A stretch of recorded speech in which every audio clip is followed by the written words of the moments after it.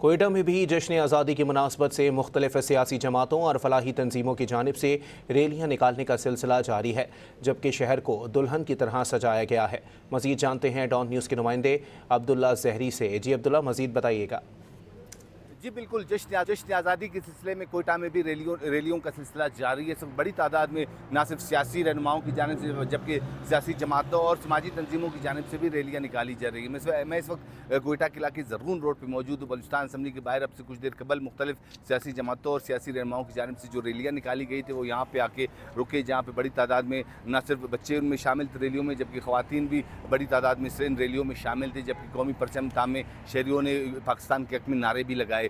صوبائی وزراء کی جانب سے جن میں وقت محمد کاکڑ، علی مدد جتک، پارلیمانی سیکرٹری زرگ مندوخیل اور دیگر جو بیوروکریٹس ہیں، ڈپٹی کمشنر کوئٹہ اور دیگر کی قیادت میں ریلیاں نکالی گئی۔ میں اس وقت زرغون روڈ میں بلوچستان اسمبلی کے باہر موجود، اگر میرا کیمرامین آپ کو دکھا سکے، بڑی تعداد میں جو شہری ہے وہ نہ صرف بلوچستان اسمبلی زرغون روڈ کو جس طرح دلہن کی طرح سجایا گیا، اسی طرح شہری یہاں پہ آ رہے ہیں۔ بلوچستان ہائی کورٹ کی عمارت کو بھی دیکھ رہے ہیں، جہاں پہ نہ صرف شہری بلکہ مختلف مقامات پر سماجی تنظیموں کی جانب سے ریلیاں۔ بہت شکریہ عبداللہ۔